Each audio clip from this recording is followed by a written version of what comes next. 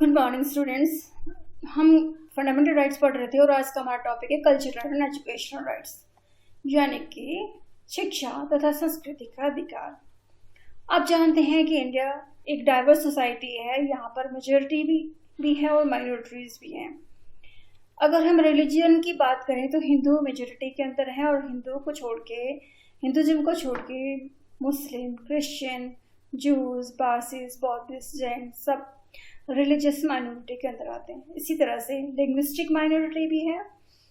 हिंदी सबसे ज़्यादा बोली जाने वाली लैंग्वेज है, तो बाकी लैंग्वेज जो इंडिया में बोली जाती है वो माइनॉरिटी के अंदर आएगी। इस तरह से कल्चरल माइनॉरिटी भी हमें देखने को मिलती है। तो भारत में रहने वाले वो लोग जो माइनॉरिटी के अंदर आते हैं, चाहे धार्मिक हो या भाषा के तौर पे हो या संस्कृति के तौर पे हो, हमारा संविधान उनकी धर्म, संस्कृति और भाषा को फ्लोरिश होने के लिए, पनपने के लिए, विकसित होने के लिए पूरा मौका देता है। और ये अधिकार, ये मौका हमें कल्चरल एंड एजुकेशनल राइट्स में देखने को मिलता है। हमारा देश का संविधान कहता है कि भारत में रहने वाले माइनॉरिटीज़ को अपना धर्म, अपनी शिक्षा, अपना कल्चर, अपनी भाषा, लिपि, संस्कृति को बनाए रखने का पूरा अधिकार है। और इस चीज के लिए वो इंस्टीट्यूशंस यानी कि शिक्षा संस्थाएं भी स्थापित कर सकते हैं, जहां पर वो अपने धर्म की शिक्षा दे सके, अपनी लैंग्वेज, अपने कल्चर को आगे बढ़ाने के लिए शिक्षा दे सके, शिक्षा का प्रसार कर सके। तो ये जो राइट्स हैं वो ये भारत में रहने वाले माइनॉरिटीज के लिए हैं, चाहे वो रिलीजियस हो, चाहे वो कल्चरल हो, चाहे वो लिंग्विस्टिक हो। माइनॉरिटीज को दिए गए अधिकार हैं ये। Cultural and educational rights, when we talk of the Indian society, the image of diversity comes before our minds. India is not made up of monolithic society. We are a society that has vast diversity. In such a society that is full of diversity, there would be a social sections which are small in numbers compared in some other groups. If a group is in minority, will it have to adopt the culture of the majority? Our constitution believes that diversity is our strength. Therefore, one of the fundamental rights is the right of the minorities to maintain their culture. This minority status is now not dependent only upon religion. Linguistic and cultural minority are also included in this provision. Minorities are groups that have common language or religions and in a particular part of the country or in the country as a whole. They are outnumbered by some other social section. Such communities have a culture, language and a script of their own and have the right to conserve and develop this. All minorities, religious and linguistic, can set up their own education institutions. By doing so, they can preserve and develop their own culture. The government will not, while granting aid to education institution, discriminate against any education institution on the basis of that it is under the management of minority community. तो जैसा कि हमने इसे पढ़ा, भारत में रहने वाले अल्पसंख्यक, चाहे वो धार्मिक हो, सांस्कृतिक हो, भाषाई अल्पसंख्यक हो, उन्हें अपने धर्म, संस्कृति, भाषा को बनाए रखने के लिए एजुकेशनल इंस्टीट्यूशंस खोलने का अधिकार है। और भारत सरकार जब आर्थिक सहायता देती है ऐसे इंस्टीट्यूशन को, तो किसी तरह का डिस्क्रिमिनेशन नहीं करेगी।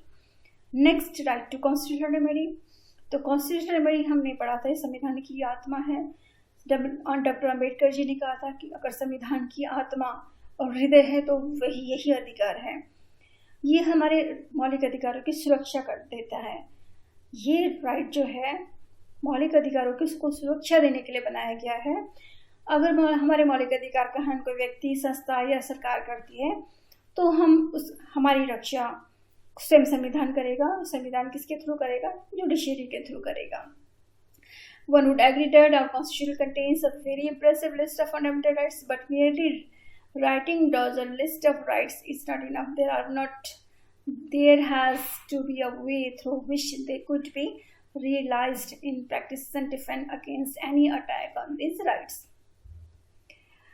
Right to constitutional remedies is the means through which this is to be achieved. Dr. Ambedkar considered the right to constitutional remedy as the heart and soul of the Constitution. It is so because the right gives us this right gives a citizen the right to approach the High Court or Supreme Court to get any of the fundamental rights restored in case of their violation. The Supreme Court and the High Courts can issue orders and give directives to the government for the enforcement of the right. अगर हमारे constitutional rights का violation होता है तो हम high court और supreme court जाते हैं, जा सकते हैं, और हाई कोर्ट और सुप्रीम कोर्ट हमारे फंडामेंटल राइट्स की रक्षा करेगा। हमारे फंडामेंटल राइट्स की रक्षा करने के लिए जो आदेश हाई कोर्ट या सुप्रीम कोर्ट द्वारा जारी होते हैं उन्हें रिट्स कहा जाता है, और रिट्स 5 प्रकार के रिट्स को हम आदेश कहते हैं जो हाई कोर्ट और सुप्रीम कोर्ट जारी करते हैं। सबसे पहला है हैबियस कॉर्पस। इसको मतलब होता है बंदी प्रत्यक्षीकरण। बंदी प्रत्यक्षीकरण, हैबियस कॉर्पस, इसका क्या अर्थ होता है? हमने इससे पहले आर्टिकल नंबर 23 में पढ़ा था, आर्टिकल नंबर 22 में पढ़ा था कि अगर किसी व्यक्ति को गिरफ्तार कर लिया जाता तो उसे 24 घंटे के अंदर न्यायालय के समक्ष प्रस्तुत करना होगा, यानी मजिस्ट्रेट के सामने पेश करना होगा। आर्टिकल नंबर 22 हमें ये अधिकार देता है कि गिरफ्तार व्यक्ति को 24 घंटे के अंदर नियरेस्ट जो मजिस्ट्रेट है उसके सामने पेश करना होगा। सपोज कीजिए किसी व्यक्ति को गिरफ्तार किया गया है और उस व्यक्ति को 24 घंटे तक मजिस्ट्रेट के सामने पेश नहीं किया गया है और वो पुलिस कस्टडी में ही है, उसे 24 घंटे तक किसी भी नियरेस्ट जो मजिस्ट्रेट है उसके पास पेश नहीं किया गया। अब उसके पास क्या अधिकार है? वो अपने आप या अपने लॉयर के थ्रू हाई कोर्ट या सुप्रीम कोर्ट में हैबियस कॉर्पस हाई कोर्ट या सुप्रीम कोर्ट के सामने याचिका दायर कर सकता है कि मुझे इस तरह से गिरफ्तार किया गया है और 24 घंटे हो चुके हैं और अभी तक मुझे जो है मजिस्ट्रेट के सामने पेश नहीं किया गया है। इस तरह की याचिका जब हाई कोर्ट और सुप्रीम कोर्ट के पास जाती है तो हाई कोर्ट और सुप्रीम कोर्ट जो आदेश जारी करता है, जो रिट जारी करता है, उसे हैबियस कॉर्पस कहते हैं। हैबियस कॉर्पस का अर्थ है जिस व्यक्ति को बंदी बना के रखा गया है, जिस व्यक्ति को गिरफ्तार करके रखा गया है, उसे अदालत के सामने सशरीर प्रस्तुत किया जाए, यानी कि उस आदमी को पूरा सशरीर मतलब आदमी को पूरी तरह से उसे पेश किया जाए, अदालत के सामने पेश किया जाए। Habeas corpus, a writ of habeas corpus means that the court orders that the arrested person should be presented before it. इसका मतलब ये होता है जिस आदमी को अरेस्ट किया गया, arrested person should be presented before the court. It can also order to set free an arrested person if the manner of ground of arrest are not lawful or satisfactory. और ये भी होता है अगर किसी को अरेस्ट किया गया है और अरेस्ट करने का कोई ग्राउंड ही नहीं है, कोई लॉफुल ग्राउंड ही नहीं है, कोई कानूनी आधार ही नहीं है, किसी को अरेस्ट किया गया और उसका कोई कानूनी आधार ही नहीं है, तो उसे रिलीज करने के लिए भी कहा जाता है हैबियस कॉर्पस। और writ of habeas corpus means that the court orders that the arrested person should be presented before it. It can also order to set free an arrested person if the manner of ground of arrest are not lawful or satisfactory. Next, writ mandamus. This writ is issued when the court finds that a particular office holder is not doing legal duty and thereby infringing on the rights of the individual. mandamus कब जारी करते हैं? जब court को लगता है कोई officer या कोई ऑफिस या कोई संस्था अपनी ड्यूटी पूरी नहीं कर रहा है, अपनी जो लीगल ड्यूटी पूरी करनी है वो लीगल ड्यूटी पूरी नहीं कर रहा है, जिसकी वजह से किसी और की फंडामेंटल राइट्स का वायलेशन हो रहा है। मैंडामस रिट तब जारी होता है जब कोर्ट को ये लगता है कोई व्यक्ति, कोई संस्था, कोई ऑफिस, कोई ऑफिसर, कोई सरकारी ऑफिसर अपने कर्तव्य का पालन नहीं कर रहा है और उसके अपने कर्तव्य के पालन नहीं करने की वजह से किसी और पर्सन के फंडामेंटल राइट्स का वायलेशन हो रहा है। ऐसे में मैंडामस ये रिट जारी होता है, इसे परमादेश बोलते हैं। परमादेश, prohibition. This writ is issued by a higher court, high court or supreme court when a lower court has considered a case going beyond its jurisdictions. अब देखिए बच्चे, आप सब जानते हैं कि अपने देश में सुप्रीम कोर्ट सबसे टॉप पे है। सुप्रीम कोर्ट के बाद हाई कोर्ट्स आते हैं। अपनी कंट्री में एक सुप्रीम कोर्ट है, 24 हाई कोर्ट्स हैं, और इसके नीचे जो है डिस्ट्रिक्ट कोर्ट्स हैं, सबऑर्डिनेट कोर्ट्स हैं। और हर कोर्ट का अपना एक दायरा होता है कि उसे कहाँ तक का या किस लेवल तक का केस हैंडल करना है। अगर सुप्रीम कोर्ट या हाई कोर्ट को ये लगता है कि लोअर कोर्ट, डिस्ट्रिक्ट कोर्ट है, सबऑर्डिनेट कोर्ट है, ऐसे केस की सुनवाई कर रहे हैं जो उनके दायरे में नहीं आते हैं, तो हाई कोर्ट और सुप्रीम कोर्ट लोअर कोर्ट को ऐसा करने से रोकते हैं। जैसे कि फंडामेंटल राइट्स से रिलेटेड जो केसेस होते हैं, फंडामेंटल राइट वायलेशन से रिलेटेड जो केसेस होते हैं, वो हाई कोर्ट और सुप्रीम कोर्ट में सुने जाते हैं। अगर फंडामेंटल राइट्स से रिलेटेड अगर केस को इसी लोअर कोर्ट में सुनवाई हो रही है, उन केस की सुनवाई किसी लोअर कोर्ट में हो रही है, तो उसे रोकने के लिए जो रिट जारी होती है वो प्रोहिबिशन है।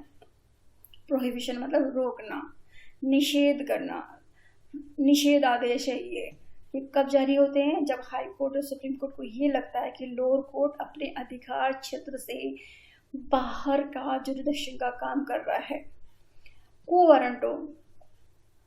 If the court finds that a person is holding office but it is not entitled to hold that office, it issues the writ to quo warranto and restricts that person from acting as an office holder. Quo warranto writ तब जारी होता है जब अदालत को लगता है कि कोई व्यक्ति गैर कानूनी तरीके से या अवैधानिक तरह से पोस्ट पे बैठा है, जिस पोस्ट पे किसी और को बैठना है। सपोज कीजिए ऑफिस में कोई 4-5 पर्सन है और उसमें से ए जो पर्सन है उसका प्रमोशन होना है, पर किसी वजह से उसका प्रमोशन न करके बी वाले को प्रमोट करके हायर सीट दे दी जाती है, जबकि वहाँ बैठने का अधिकार ए का है। तो ऐसे में अगर ए अदालत के पास जाता है और अपनी याचिका दायर करता है कि प्रमोशन मेरा होना था और जिसका नहीं होना था वो उस सीट पे बैठा है, उसका प्रमोशन हुआ है, तो quo warranto ये रिट जारी होता है। ये रिट तब जारी होता है जब कोई आदमी जिसका अधिकार ही नहीं है वो उस पोस्ट पे बैठ जाता है और वो पोस्ट पे हथिया लेता है। If the court finds that a person is holding office but it is not entitled to hold that office, it issues the writ of quo warranto and restricts that person from acting as an office holder. Certiorari, under this writ, the court ordered a lower court or another authority to transfer a matter pending before it to the higher authority or courts. Certiorari writ तब जारी होता है जब court आदेश देता है lower court को, higher court lower court को ये आदेश जारी करता है कि उनके पास जो पेंडिंग मैटर्स हैं वो हायर कोर्ट को ट्रांसफ़र कर दिए जाएं। सर्शियोरी रिट्स तब जारी होती हैं जब हायर कोर्ट ये रिट तब जारी करता है जब उसे लोअर कोर्ट से कुछ मैटर्स हायर कोर्ट में ट्रांसफ़र कराना होता है। जब सर्शियोरी रिट आती है तो लोअर कोर्ट वो मैटर्स जो डिमांड हो रही है हायर कोर्ट में उसे हायर कोर्ट में ट्रांसफ़र कर दी जाती है। तो ये 5 तरह के रिट्स हैं, 5 टाइप्स के रिट्स हैं जो अदालत के आदेश कहे जाते हैं, और इन आदेशों को फंडामेंटल राइट्स को बचाए रखने के लिए, हमारे फंडामेंटल राइट्स को बचाए रखने के लिए हाई कोर्ट या सुप्रीम कोर्ट दोनों ही रिट जारी कर सकते हैं। Apart from the judiciary many other mechanism have been created in later years for the protection of rights.